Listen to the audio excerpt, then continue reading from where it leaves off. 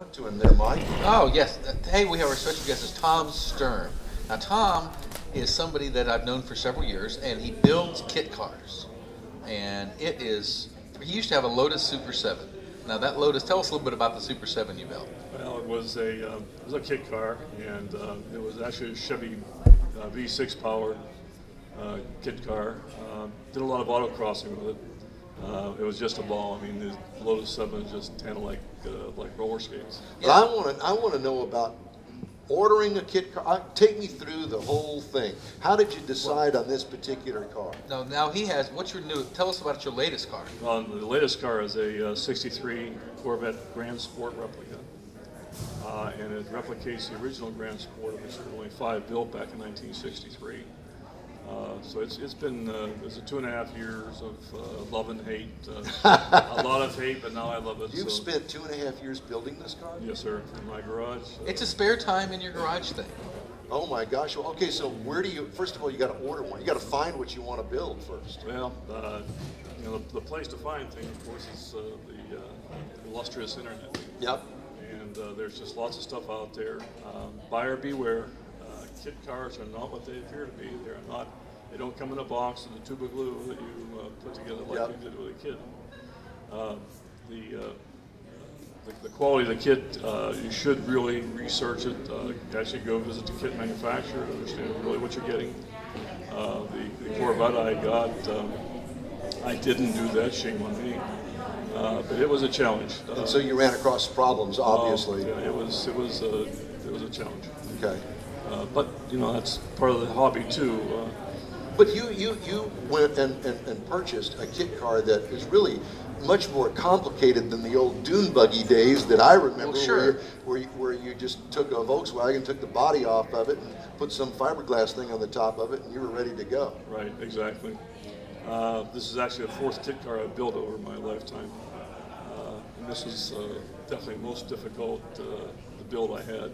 But the result has turned out to be very rewarding. And so about how many hours a week did you put in on this? Oh, I was, fortunately I'm retired, so I had a chance to work a lot on it, but I was actually keeping track for a long time. And about November of last year, I just stopped because it was depressing. Yeah, it was. I had over 2,000 hours at that point. I said, no, it's just a lot of time. Yeah, but you can buy kit cars that you don't have to spend that amount of time on. That's right, you can. Again, do your research, make sure you understand what you're getting. Kit cars are not an easy build by any stretch of the imagination, even the easy ones.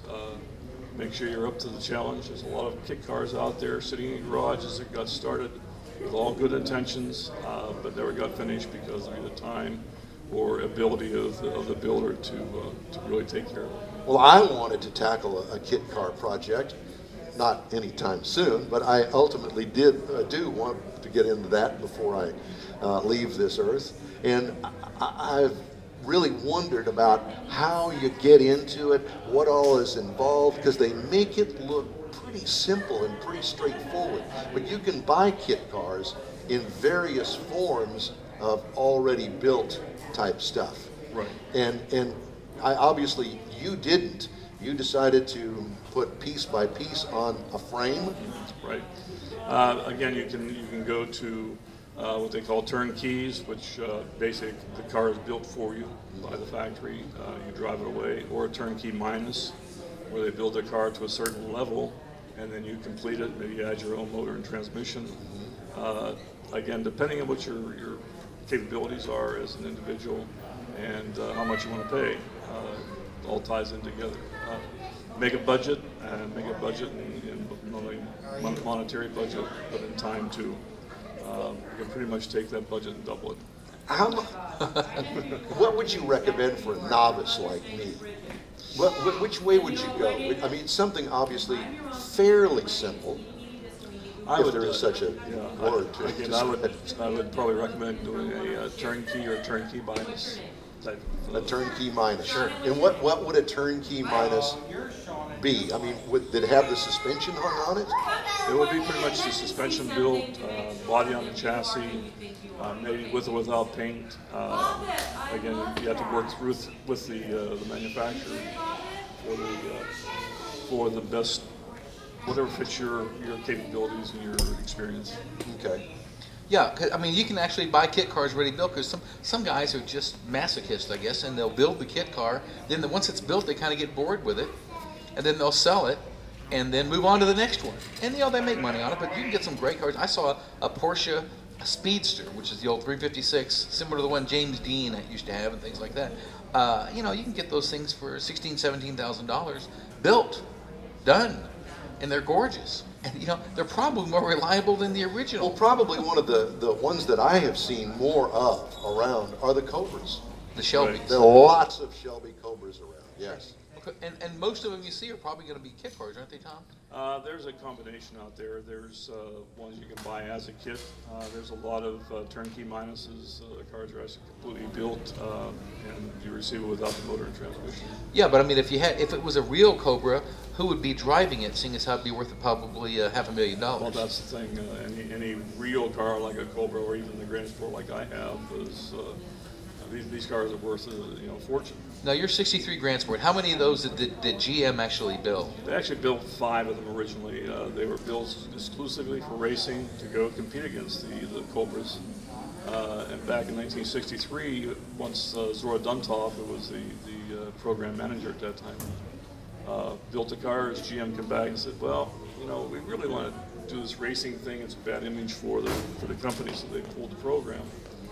Actually, those cars were supposed to have been destroyed as a general GM policy, but they got into private hands. They still exist today, all 5 of them. What are they worth? I think one went to auction for around $5 million. You'll sell yours for less than that, right? I would sell it for a little less than that. Wow. Unbelievable. Jokingly, of course. Hey, thanks for joining us this Hey, it's morning. been a pleasure. Okay, will you come back one day and let's talk some more about this? Absolutely. Okay, very good. There you go. Man, kit cars, I'm sure we'll get a lot of emails about it, because it's such a neat way to have a cool car, or as you would say, a neat car, at a price that you can actually afford. Exactly. All right, well, thanks again. Coming up, we're going to have our Drive at Home segment. We're going to have a review of our car of the week. It was my 2012 Fiat 500 that I had last week. Cinquecento. Yeah, Cinquecento. Cinquecento. Chiqua? Chica. You're listening to In Wheel Time with Mike Herzing and me, Don Armstrong, on NewsTalk 1070 KNTH, live from John Eagle Honda. Back after